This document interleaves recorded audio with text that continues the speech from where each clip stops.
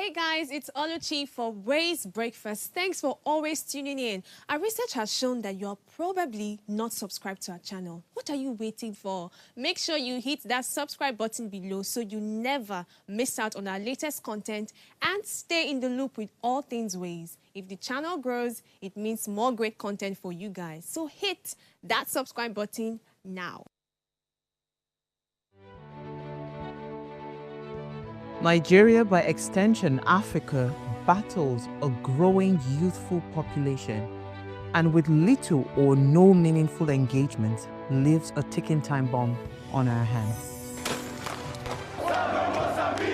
We are a blessed continent with great wealth, both in people and material.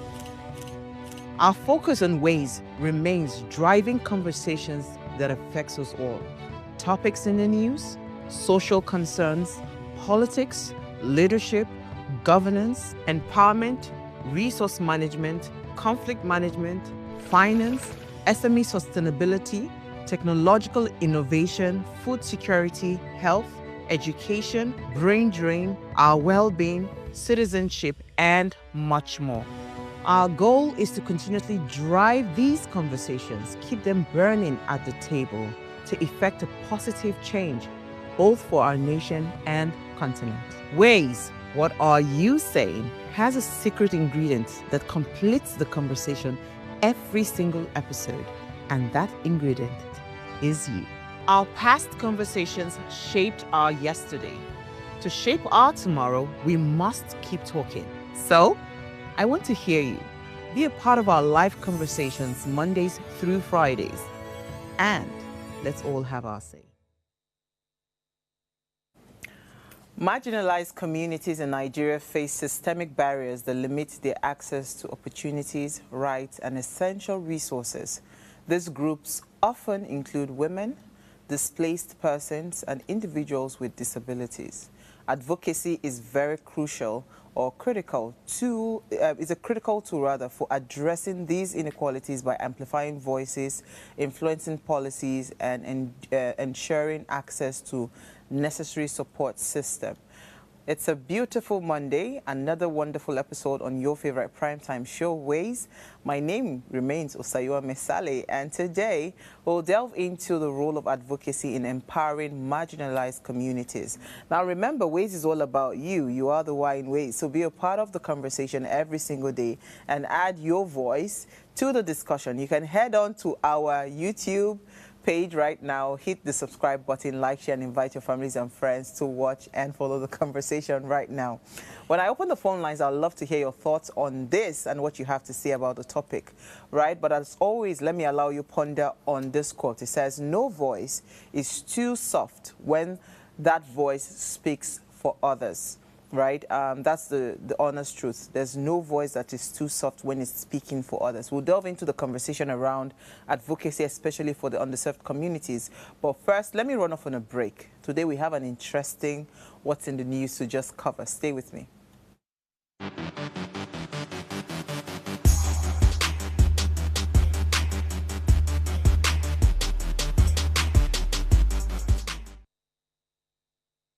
All right, you're still watching Ways. Now, Rivers State Governor Sim Naye, I mean that's his name, Fubara, on Sunday dismissed fears of impeachment following Friday's Supreme Court judgment recognizing that 27 lawmakers loyal to the ex-governor Nyesom Wike. In its far-reaching verdict on Friday, the Apex Court ordered that the federal government should stop financial allocation to Rivers State until Fubara retraces his steps and present the budget to the pro-Wike lawmakers led by Martins, right? The court also nullified the local government elections conducted last year by Fubara. However, of course, in its Friday judgment, the Supreme Court described Fubara's action as illegal and ordered him to take the budget to pro-Wike lawmakers. So he needs to go and represent the budget. So to help me, and help ourselves to break down this conversation, I had to drag our Energy Outlook hosts, Wisdom Chap Jumbo, who happens to hail from River State, by the way, that is very passionate about his state and his politics. Thank you so much, Wisdom, for joining me. Thank you. See, this one, River State people, it is on blood. Help me break down what is going on in River State. Help me. You know, what is happening in River State is, let's say, like the legal people will say it, we're testing the length and breadth of our legal jurisprudence to be able to test our laws. You know, these laws exist, but maybe we have not put them to play. But what is the issue here? It's we see a governor who think the legislative, that's the other arm of government, exists because of him.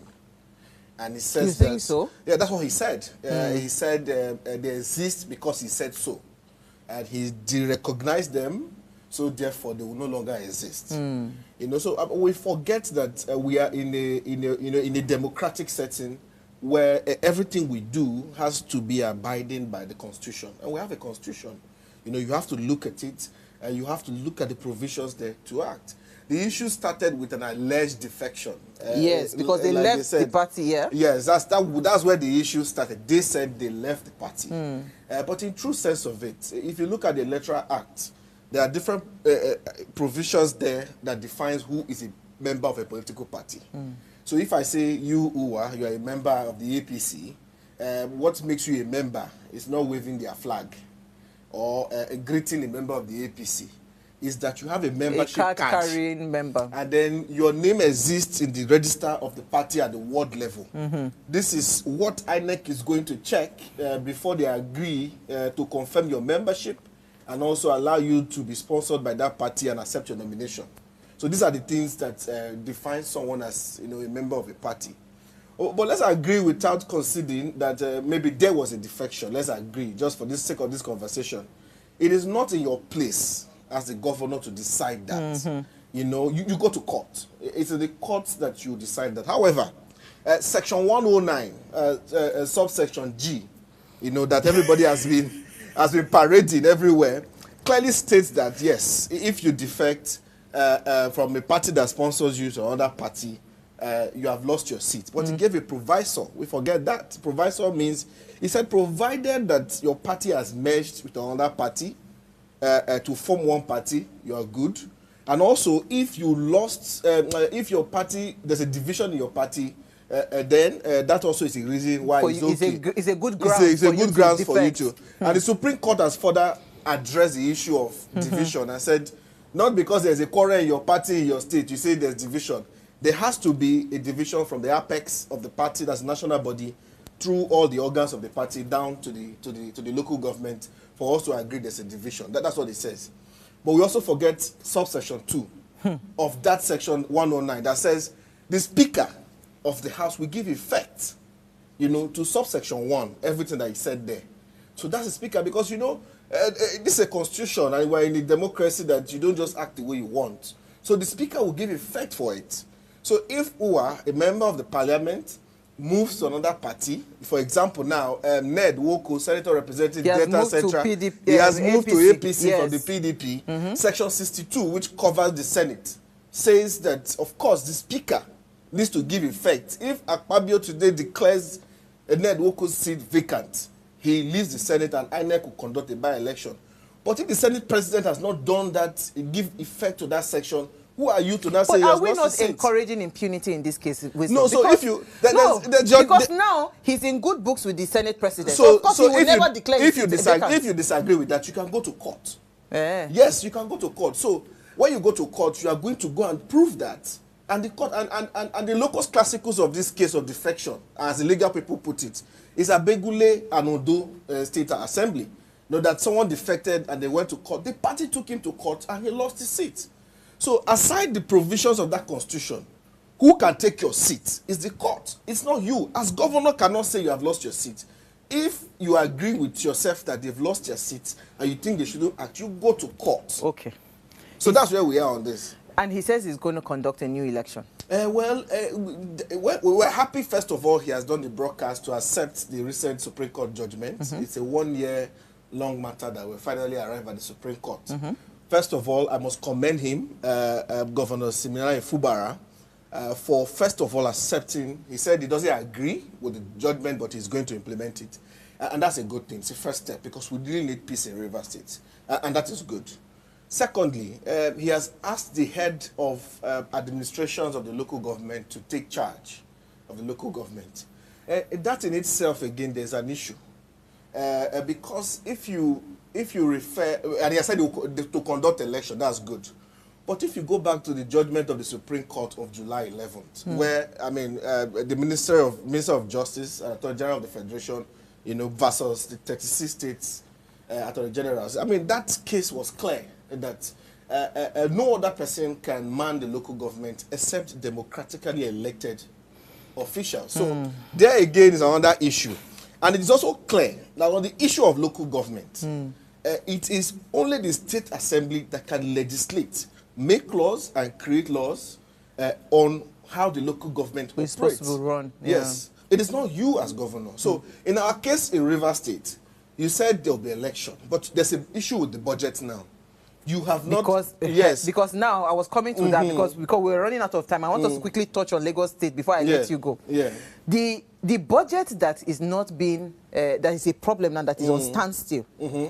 You understand? What is the implication of this? Because now they said that you presented the budget to an illegal team, right? So what is going to happen to the financial, what's it called, obligations that the governor is supposed to have in Rivers State? Because he's supposed to be paying salary, he's supposed to be doing a lot of things with the budget.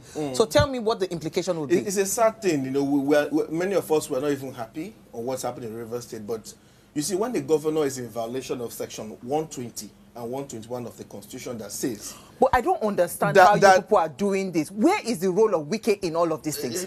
Wisdom. You people cannot... No, you cannot sweep away... No. You can't sweep away the fact that... No. Well, let me explain for you. Okay. Wike is not a governor here. A governor who swore to abide by the Constitution. Section 120, 121 says, before you spend money of the state from the Consolidated Revenue Fund, you must submit an appropriation bill to the House of Assembly that will be reviewed and approved by the Assembly to third majority of the Assembly, and then will be assented to by you. It becomes an act that you can spend on. You can't spend money belonging to people of the state without that budget. I hear you. You understand what I'm saying? Yes. So what's the issue now? You have been spending money without that budget. Yeah. The worst of all, you presented a budget to 3 members. Again, that's a breach of the Constitution. Section 96 clearly states the Assembly must form a quorum before you can, legislate on any business. Politicians. No, it's true. If we have time, I would have shown you some of this. Can you be honest with me? Let me be honest with you. Where is Wike in all of this? The role of Wike is not the one in court. Wike is not a defendant in any of the cases. I wonder why we are bringing. So Wike why was Wike doing praise and worship when Wike is the leader, political leader of Rivers State. Even for the PDP, he is the leader of the PDP in Rivers State. If there's PDP that have accused him of being a sellout. Which PDP? So gracing his what's it called? His is it, what do they call that thing? Rubbish and caressing APC. Again, you see, Nigeria, we don't look at things clearly. The Constitution, again, did not say that you have to be a member of the APC to hold a ministerial position. The Constitution only told the president that in forming your cabinet, you must pick one person, a Nigerian, for all 36 states, to form your government. If the president chooses to run a government, a bipartisan government, and said, look, I see your performance in Rivers State, regardless of your party, come and work with me. Why are we having an issue with it? Why? And before the man took the job, he wrote to everybody in the PDP and said, see, the president has called me for this job. I said, let me inform you as my party people. Everybody agreed. Say, please go and serve. It's a call to national service. Why are we having an issue with it? His governor supported him. His zonal chairman supported him. The party chairman and the party executive supported him. What is the problem? He did not take the role on his own. But in this issue of Rivers State, Wike here is not what we should be looking at. We have a governor who refuse to follow the provisions of the Constitution. So what's the way forward? Refuse to also respect court judgments and court orders. The way forward, quickly. The way forward is, first of all, we need to, as the Supreme Court has placed a hold on receiving allocation, and governor also spending the state money without a budget. So we need to get that on the way. Today, the Assembly has sat, and they have said, Mr. Governor, present your budget. Present the budget in 48 hours. We are going to go on 12 weeks recess on the 7th of March. We have not rested for a long time. So please bring your budget, let us review, and so that we can get monies for the people so we can proceed. That's the first way forward. So the governor has the next 48 hours. And you think it's going to be an easy ride? Well, you think they will not give him a tough time? You see, we want the state to proceed, or to progress. The second step is we now need to hold local government election. But the governor itself cannot take this on his own because it is no longer his constitutional powers to decide what happens to the local government. So the Assembly has told him, in line with what the Supreme Court has said in sacking those illegal 23 local government chairmen in that whole purported election that you organized, we now have to do certain amendments on the Act, River State law, local government law, so that we can be able to prepare for election. So I don't think it's in his place to now decide. Oh, yeah. And you know that there's also an issue, June 17th, the 21 local government chairmen who their tenure was supposed to elapse. Last year, March the 13th, the Assembly extended their tenure by 6 months. And everybody was shouting hula baloo. But these things are constitutional. Just the way the president's tenure can be extended by 6 months. If, for any reason, we see that we are not able to hold an election by INEC or anything, either by war or any, we can extend the president's tenure by 6 months. Why are we having an issue if local government, and Rivers is not the first, local government tenure are extended? You as governor say, no way, you brought CTC, and then you held an election. So these are some of the problems we are having, and I think for us to move forward, like I always say, he just needs to do the right thing. He just needs to do the right thing. Let's quickly end River State because we have about 3 minutes to wrap up this segment. What is happening? There was a remover, there was a resignation, and there was now so now Meranda resigns. Obasa is reinstated. Meranda is now restored back as deputy speaker. How do you think all of the dynamics that happened, the loyalty play out and all of those things, how would it affect Lagos State Assembly? It's really a tough one for the former speaker, Meranda. I feel for her indeed. 50 days. 50 days, the first female speaker for Lagos State. But I think what they did today is to avoid a lengthy legal battle. And this is a political solution they've implemented now to avoid a long legal battle. If they go to court, I doubt Obasa would survive it because he was, according to the rules of the Assembly, he was legally and legitimately, removed as speaker. Two-third majority passed the vote and all of that. So there is no query on that. So if they had gone to court for any reason, he would have lost. In my thinking, I assume that the leaders of the party in Lagos consider that, oh, well, he has been speaker since 2015, and maybe he had pleaded to not be embarrassed out of office, a soft landing for himself, because if we leave it the way it was, for history, we will address him as an impeached speaker. So he tried to find a soft landing.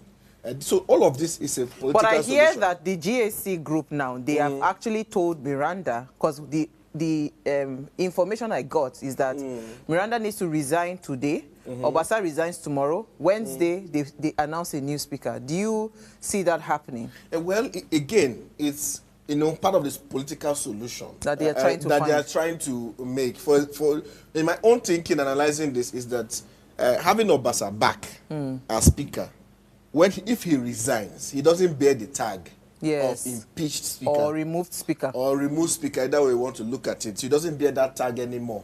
And that will go away. So he will excuse himself. But he really needs to be out of the system so that there will not be any... Because as it is now, it's already messy. Because she had a majority backing her. Yes, the morale of the members will be low if you follow the story in different news, that you look at them, you know, they really were in support of Meranda. As a speaker, it's not easy when you have nearly everybody in support of you. So that's a good one for her. So I feel the political soft landing is what they have done.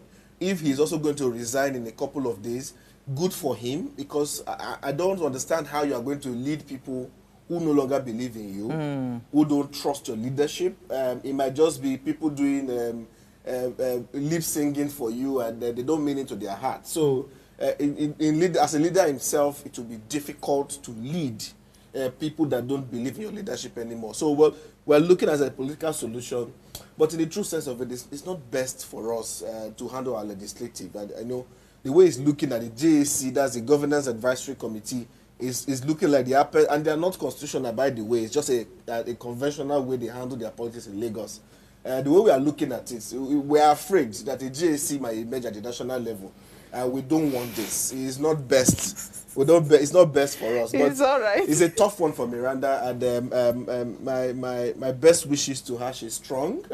She's strong. I saw her today read, you know, her resignation, Yeah. you know, speech, and all of that. She's a strong lady. I She's think actually strong. She will become a force to reckon with in Lagos politics. Absolutely. And she has made history, so yeah, congratulations she has to made her. history. Even if it was 50 days, we're glad we had I think her. the one that caught me the most was when she actually cried, Yeah, you know, on live yeah. TV, when she saw the overwhelming support Yeah. It's from people. It's not easy. Thank you It's so not much, easy. Wisdom. You've been amazing. Hey, these rivers, we will I didn't even come to this one. at all. We didn't even touch the ruling, the court judgment. So this is the Supreme Court judgment. It's all right. From July 11th. We that will spoke come on the back local government autonomy. We shall come back We on didn't that. touch it. There are many things we would have touched, but because of time. We have to run. Thank you. Thank you so much, Wisdom. Thank We'll you. go on a break. When we come back from the break, let's talk community advocacy. Stay with me.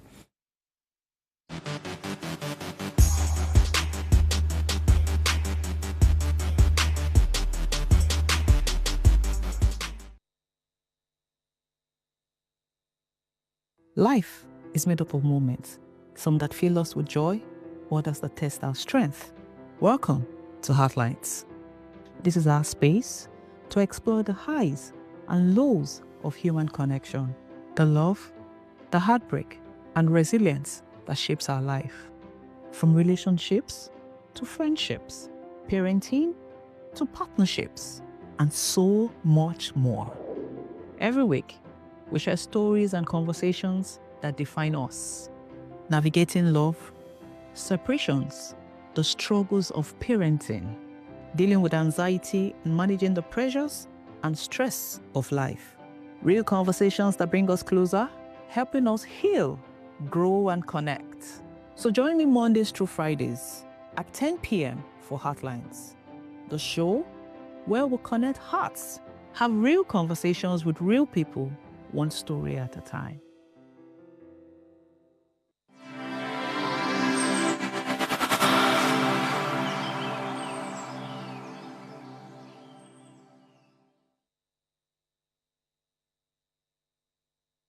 Tell us you're a Nigerian without saying a word. Energy security is one of the most pressing issues for many developing countries like Nigeria. And if there's going to be any meaningful progress, addressing our energy issues is non-negotiable. I need to see light for my house. Make them do something. Band A is expensive. I literally have to turn off all my appliances just to reduce costs. We need light. Introducing the Energy Outlook, your go-to show for everything energy. Every week, we'll bring you the latest insights, innovation, and in-depth analysis of Nigeria's energy sector. From policy discussions to regulatory insights, we'll analyze the key decisions influencing growth and sustainability in the energy sector. We'll bring you the human stories behind the headlines, giving you a personal perspective on the broader energy challenges. Join me every Friday at 6 p.m. for the Energy Outlook, your guide to the future of energy, where energy means business.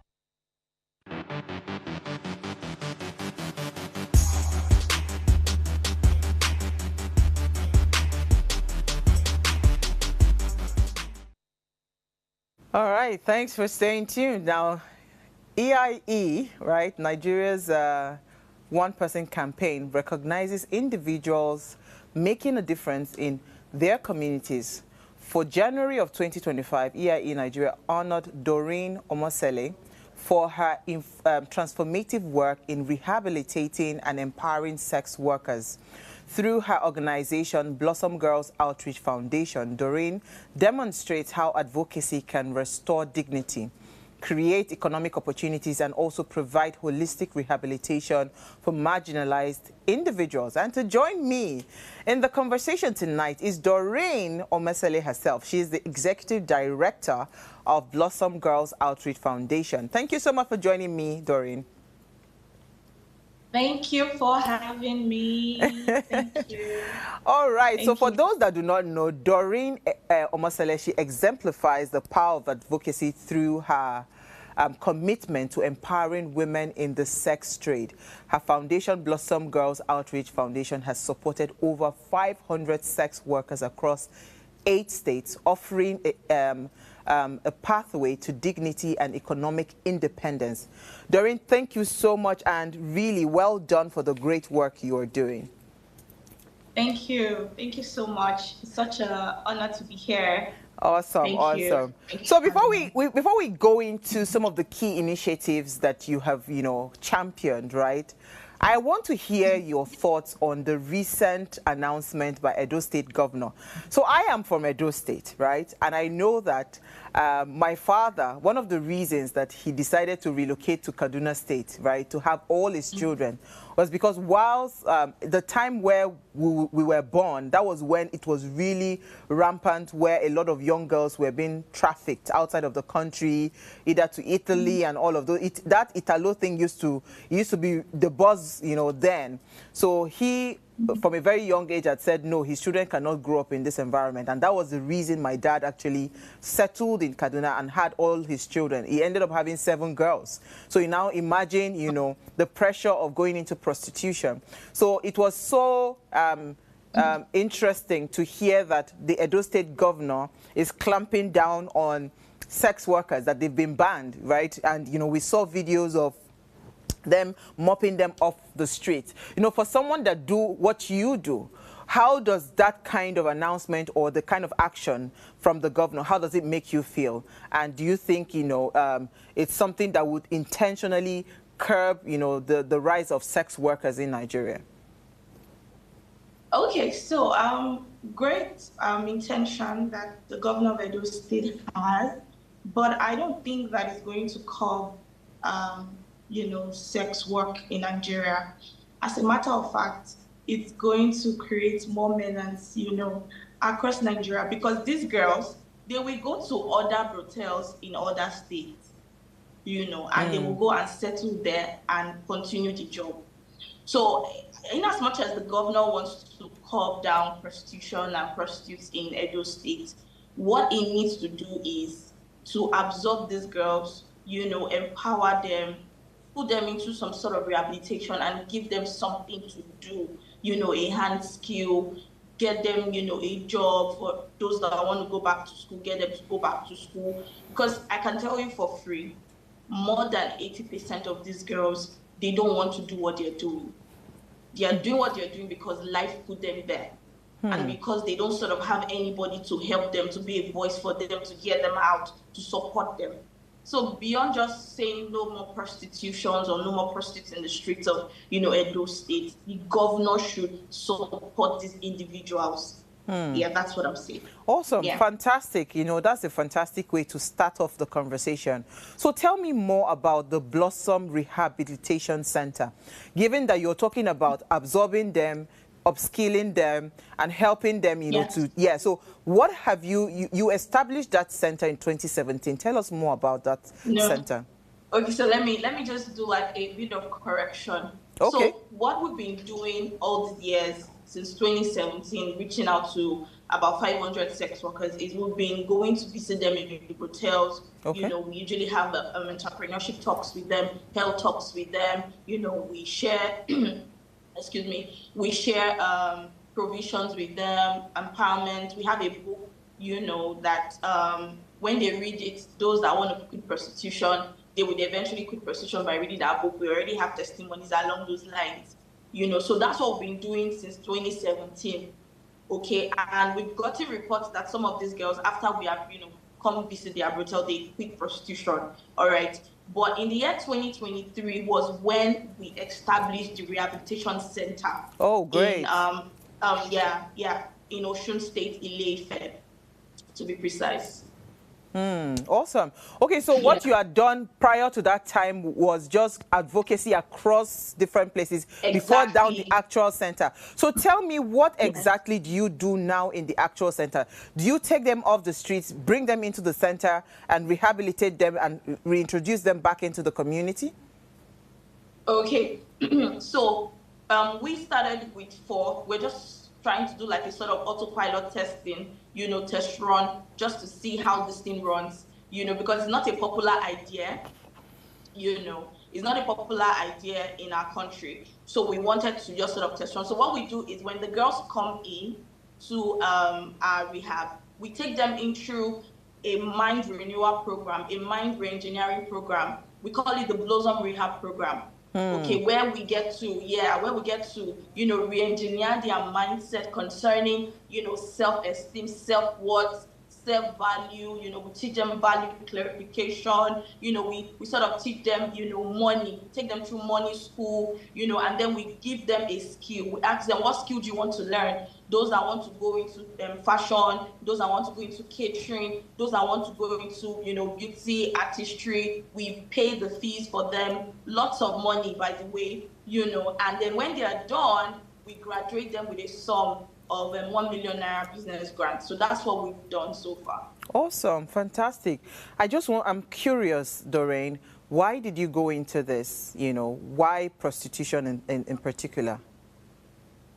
Okay. I would say that, I discovered that I have this empathy and, passion for girls in sex trade. One of the things about advocacy is that at its core, it has to be driven by empathy. So I discovered that I had this compassion for them. When I see them, I'm like, no, you people should not be here. You people are meant to be great women. When I see them, I see women, that are going to be great in, religion, religious sector, in the business sector, nation builders, and I could say that perhaps maybe one of the reasons why I also sort of had my heart drawn to them is also because I was, sexually abused and raped as a child. I went through all of that, trauma, and I healed. And in the process of healing, I got to discover that I'm actually called to these girls to help them. Wow. Fantastic, Doreen. But there's a big menace, or there's a big elephant that we must address. Sex trade has moved from the streets to social media. Right? Sex trade, if you go on social media now, young girls, they do all sorts of provocative videos to be able to attract men into their DMs, right? And this is a bigger platform. It's beyond the street. It's no longer standing in front of the street. It means that you have access to the market globally. Anybody can call you from any part of the world. How are we going to curb that menace? Okay. So the truth is, what we are doing, we need to understand that we are fighting a big market. Prostitution is a big business, over $1 billion business. That's what we are up against.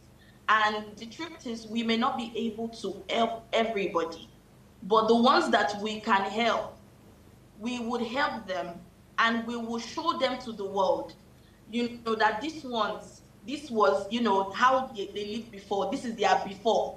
This is now their after. And we would put their story out there, and have them share their story, and, put a warning out there to people so that those who are already in it, thinking that they are already, having a field day, enjoying their life, would be warned, will be pre-warned and, told that, see, this is not the life to live. So that's basically what we're doing. We're basically focusing on the power of one. Because I strongly believe that good done, somewhere is good done everywhere. We have about 4, I think we've rehabilitated 3 successfully that, we can put out in the world and let them share their story, and say, this is what I used to do before, and this is who I am now. Don't live this life. And it comes down to people just sort of, choosing, okay, this is what I want to do in my life, and this is what I won't do in my life. And I believe that basically it's because of the money mindset. People sort of feel like, ladies, I'm speaking to women, they feel like what they can do to make money is to exchange, their body and, sexual pleasure. If we can correct that as a nation, if we can launch, like a money school, like a money, paradigm shift, financial paradigm shift training. But Doreen, sorry to cut you, right? There's a trending video of a Lamborghini story, right? And I saw a very interesting video that somebody had put up. That when girls are raised, girls are raised to believe that you just get an education, then you get married, and a man will take care of you. The mindset has always been that it has to be a man that would give you all the big things. So your cars, your houses, everything you're going to get is a man that will give you. So would you blame a sex worker that believes that I can use my body to get a man to get me what I need? Do you understand? So the re-engineering of the mind, I think it's a lot of work. I really don't envy you right now. Actually, because it should start from the home. Start from the home. Okay, you know what? Let's take a very short break, right? When we come back from the break, please stay with us. We're going to continue this conversation with Doreen. Stay with me.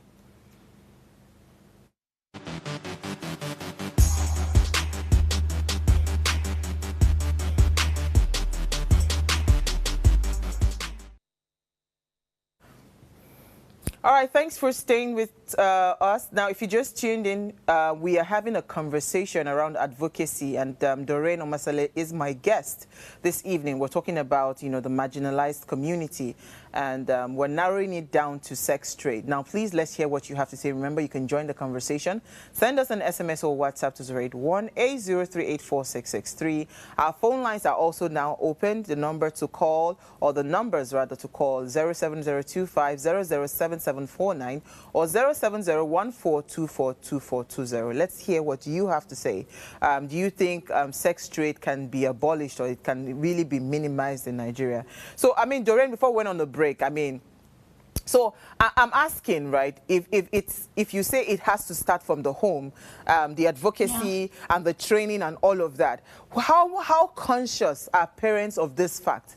Because, it's an unconscious, what's it called? It's an unconscious foundation that has been laid in the minds of young girls, right? They don't see it. So that's why it is only natural that when a girl, from an underprivileged community is going through hardship, the first thing she would think of, right, most times is that I think I can go and stand on the street and sell my body to be able to make money to feed my family or feed my younger ones. Not many, it's only very few that think about going to go and probably become maybe house helps or something, and all of that. A lot of it's like a default thinking that I can always use my money, my body to get money. Yeah, so how do we start to help this kind of people that are already, it's a mindset problem? Yeah, it's a mindset problem. And the truth is, what I see is Africa, I say this with, so much remorse in my heart. Africa has not done a good job in empowering the girl child. Thank God for what, the UNFPA and all of that you're doing, and all of that. We have to empower the girl child. And I like the fact that we're having this conversation, towards International Women's Day happening on Saturday. What most girls have, running in their mindset is that their future, their life is in the hands of someone else, is in the hands of a man. I remember when I was a core member, I did a training for some girls during International Day of Girl Child in my school where I was 7. And I was interviewing a girl, and she said to me that she's scared that she will not have money to further her education as a medical doctor, that she's scared that she might become a prostitute. This is a girl that is in GSS 3. She's already nursing the thoughts of I would end up this way. So I feel like from the home front, if our parents, would, really sit down to empower girl child. There's a way that some parents, treat the girl child like she's just, a second fiddle, someone who's supposed to be left behind. If we can train our girl child to see that you are a leader, you can become who you want to be. You can become someone valuable in this nation. You can do what you were created to do. I believe that, we would have a minimized level of prostitution out there. Because I actually had some of the girls write their story. We put it in a book. And when I saw their story, there was a similar trend. All of them had poor home bringing, poor parenting, in fact, some of them had absentee parents, So from the home front, when there's a crack, there would be, a default in their mindset. And also in the education system, if we can also, I know that we teach economics, but if we can really break it down, from even the secondary school level, that see, as a lady, as a male, you can do something with your hands. Because we're talking about ladies here. There are also guys who are doing drugs, yahoo, feel like, I can't do anything except I shift people, I do all of these things. If we can, revisit our curriculum in the secondary school level and really teach people financial illiteracy, really teach people entrepreneurship, I believe that this nation will see results. Awesome, awesome. Thank you so much for that. Because again, I was going to come towards, let's start to bring what are the core things that we need in terms of this advocacy and raising awareness, right? Policies, are there things that we need to intentionally start to advocate for? So better policies, some of these things, that would help. Do you want to mention a few? Then we then talk on how we can start to, as citizens, how do we intentionally say, okay, you know what, this is the problem and we all need to put our hands together to start to fight it. Okay. So as a nation, right, what are the things that we need to do? Yes, Right? Go ahead. Okay, so as a nation, we need to really invest in empowering the youth. I feel like the youth, they've been left behind. There is not so much attention on the youth. I'm thankful for what the non-profits are doing, but if the government can really put, their attention in empowering the youth, the Gen Zs, because we say that these are the leaders of tomorrow. The leaders of tomorrow, some of them are hoodlums now, some of them are prostitutes. If we can invest in them in terms of, leadership, training, financial intelligence training, upskilling training, if we can have it as a nation that, okay, no youth should, be without a above skill 18 or 20 without having a skill. You understand? Yeah, I feel like it's going to go a long way. Just the way we say, oh, we have NIN. There was the time they made BVN. BVN a must for everybody who wants to open an account. If we can make it a must that, okay, if you are, 18, you must have a skill. What can you do? Can you operate a computer? Can you, bake? What can you do? I feel like it's going to really be a great blessing to this nation, because people graduate from school, they don't even know what to do with their lives. So how do we support? They don't know what to do with their lives. Absolutely. So when the idea comes to just go to the streets, and sometimes even a friend that would suggest it to them, why are you suffering now? Just, go to the streets now. I've seen cases where it's even a father, one of the ladies that we rehabilitated was a father that sold her to Dubai for prostitution. But I told you, I started the foundation of why my father raised all of us in the north now. Because when we were growing up, it was the parents that were actually selling their children off to different parts of the world to go and use their body to be able to send money back to them home, right?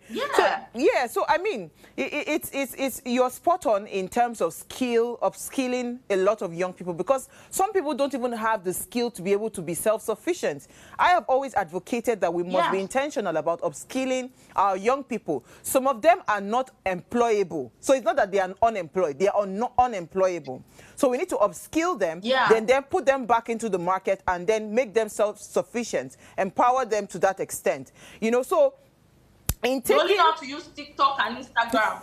No, but guess what? The content creation market is growing so big. So even if you want to, you can upskill them in that sector as well. Exactly. There's no limitation in what they can learn. Sites with.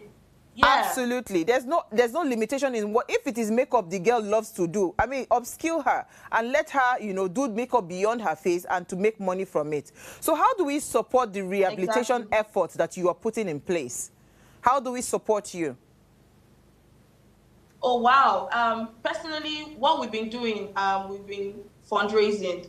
We've fundraised about 10 million since we started the rehab, about more than 10 million naira. And how to support is people should donate, people should support, because to be honest, the rehab went into full operation when prices of things skyrocketed in Nigeria. We started 2024 with a budget that it was a lot.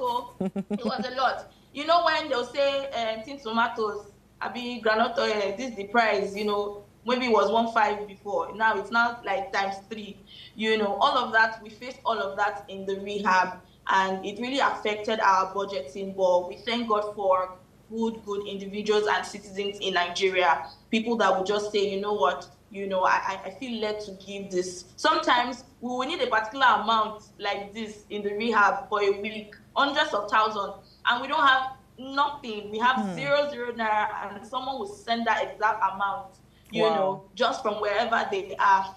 Yeah, so I mean, God has just been the one helping us, to be honest. And I want to say a very big thank you to my friends, loved ones, donors in Nigeria, outside Nigeria. I mean, one thing I would say anywhere, Nigerians are very, very supportive people. They carry people's matter on their head. And I'm really grateful. Awesome. And I think, again, so, people should support, donate. It's because they can also see through the sincerity and the empathy to which you are approaching this, what's it called, the center.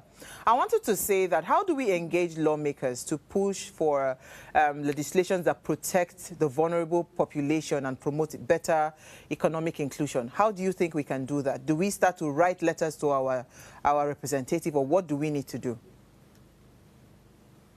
I feel like it can start from the state level. Yeah, if we start to involve those in authority on the state level, and then we push it from there, I feel like it's going to go all over the country level. So we can start from let's say I'm in Osun State right now. There was a time I was supposed to bring in someone that is in charge of advocacy for women and girl rights. I was supposed to do something with them. I would still revisit it. Imagine I had pushed for that, and on the state level, and then we upscale it. Other people see that this is what we're doing, and they also replicate it in their states. I feel like we'll be able to, involve the lawmakers. Yeah. Awesome. So let's move on quickly. That how easy are you able to access the success stories and the impactful stories, you understand, that helps to just highlight some of the challenges that are faced by this marginalized community? Are they open to sharing those stories, and how can we promote those stories better?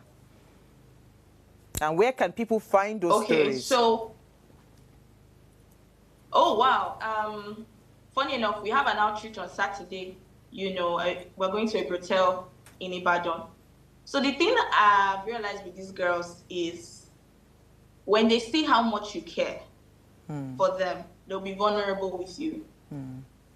If you go with the old cap of, why are you doing this? You should not be doing this. They would even, tell you to get out and, and all of that. So we go with the face of love, with the heart of love and compassion, and we just see how that, they are also welcoming. These girls are actually very welcoming.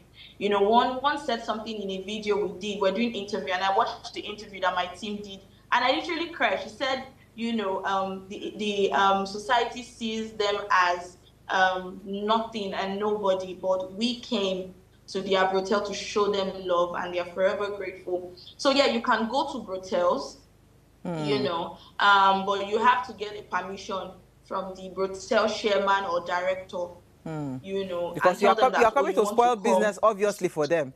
Let me quickly find out how do they deal with this stigma that you just talked about? Because it's a huge stigma that I say I'm a sex worker, all of a sudden I'm being looked in a certain way. How do you help them manage the stigma, and how do we continue to speak up against it? Okay, so when they come to the rehab, right, we let them know that this is who you were. Like, you know, the sex worker is who you were. Where you are right now is a place where you can become another woman. So we design our rehab in such a way that it is very inspiring. There are frames that, you know, speaks to them that, oh, I'm a woman of words, you know, I prosper. We have throw pillows that have customized words. So we do a lot of teaching and mentorship basically in the rehab. Like basically a lot of teaching and mentorship. We can teach one subject for like 1 month over and over again until they start to see themselves differently. And we also put them through the power of affirmation. You know, you have to keep declaring that I am not this person anymore. You know, you have to keep declaring that I am a woman of, you know, virtue. I'm an entrepreneur. There's a particular book that I gave to them to read. It 36 self-made billionaire women. You know, they would read the book. You know, they have documentaries that they have to watch. You know, one of them said to me that she never thought that she could make money without doing prostitution. Like, she said it never crossed her mind. You know, that she could make money without doing prostitution. One of them, before she graduated, we had her do like a project where she had to bake like a cake and chin chin and sell to people around and make money. She's doing really well now. Wow. She's doing really well now. So That's we so take them through a lot of, you know, mind renewal, you know, letting them know that this is not who you are. You know, you can be more. Yeah. I'd love to say thank you so much for the great work you're doing. And for those watching, Doreen Omasale's journey demonstrates the transformative impact of advocacy. Her work is a testament of how one person can drive change, challenge societal norms, and restore hope. However, meaningful progress requires collective action. Advocacy is not the duty of a few, but the responsibility of every one of us. So by raising awareness and engaging governance and holding leaders accountable, Nigerians can build a society where no one is left behind. So one person can truly spark change, and Doreen is doing it. But of course, a united citizenry can ensure lasting progress. So it is important that we don't see this work. I did a video over the weekend, or rather on Friday, and I was talking about my people in the north, why they will shut down schools, and people were asking, what is my business? It is my business. I'm a Nigerian, and it has to be a Nigerian thing. So thank you so much, Doreen. If you had one final thing to say to anybody that is watching now, what would that be? And, you know, so we can wrap up the conversation. Okay, thank you. Thank you so much. It's been an amazing time. What I would say is, as Nigerians, you know, there's a way we live our lives. We can be so self-consumed. You know, we feel like, you know, this is it. I have my 9 to 5. I have my kids. I have my academics. I have my life. You don't even, you know, realize that there's another world out there. There are people who are going through a lot. You know, so I want to just sort of beseech us that please, whenever you see people who are advocating for a change, for injustice in the society, be a blessing, support them. 1,000 naira donation can go a long way. When I see people give, you know, to my NGO 500 naira, I'm very grateful because it can buy a bag of water in the rehab. You know, so support them. You know, they're having a program. Beyond money, you have resources, you have you know, connections that can help them support and also share what they're doing. Carry it on your head as well. Awesome. and then also be part of the change. Don't be part of the people that are causing the problem. You know, speaking to the men now, you are the ones that are going to patronize these, girls. Just stay with your wife if you are married. Okay, be faithful with your wife. It's And all right. stop You moving want you want about to from start hotel you want to start that hotel. war now. But I wanted to quickly just add. I wanted to quickly add that as much as people would want to give to people like you doing the great work, it's also important that for all those non-governmental organizations, the NGOs out there that collect people's money and don't do what they say they want to do, you are actually killing the humanity in people. Because again, over the years, people have dealt with a lot of fraudulent organizations, all in the name of an NGO. It's almost been bastardized. So it is important that when you are doing those things, remember that you're killing the hope of other people and the chance for other people to truly find help. So NGOs too, you guys need to start to call out those people, so that you start to intentionally blacklist them, so that they don't spoil the chance for somebody to truly find help. Yeah. True. I thought to just put that out there. There should be some investigatory, board that go about, investigating the work that NGOs are doing, because it's actually, bringing bad light on us. Absolutely. To be honest, I've heard someone say that we're using them to make money, and I'm like, NGO that I sold my only car to support, I'm using NGO to make money. But that is sadly, some of the things that people are faced with. Yeah. But thank you so much, and keep up the good work. In our own little way, we'll try to see how to continue to project what you do. So feel free. If you have any project you want to project on TV, let us know, and we'll be happy to do that for you. All right. Thank you so much, Doreen. All right, so again, thank you to everyone that watched today. Please, if you want to support Doreen, reach out to them on social media, or you can DM us or something. We'll be able to find her handles, Thank you for watching. Please go on our YouTube channel at Official Upgrade TV. Follow us. Now, follow us across social media. I was trending all over the media this weekend. God have help. I don't trend tire. But I was trending. Please follow us across all social media handles. Invite your families and friends to watch and follow the conversation.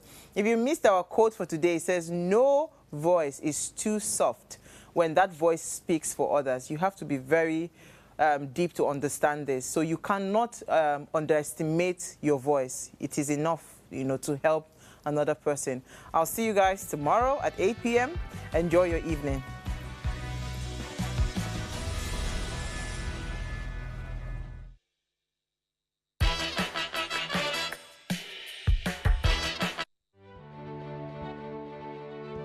Nigeria, by extension Africa, battles a growing youthful population, and with little or no meaningful engagement, leaves a ticking time bomb on our hands.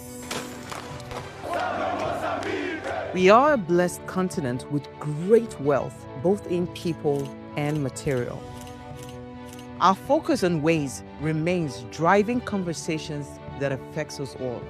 Topics in the news, social concerns, politics, leadership, governance, empowerment, resource management, conflict management, finance, SME sustainability, technological innovation, food security, health, education, brain drain, our well-being, citizenship, and much more. Our goal is to continuously drive these conversations, keep them burning at the table to effect a positive change. All ingredients that completes the conversation every single episode, and that ingredient is you. Our past conversations shaped our yesterday. To shape our tomorrow, we must keep talking. So, I want to hear you. Be a part of our live conversations Mondays through Fridays. And let's all have our say.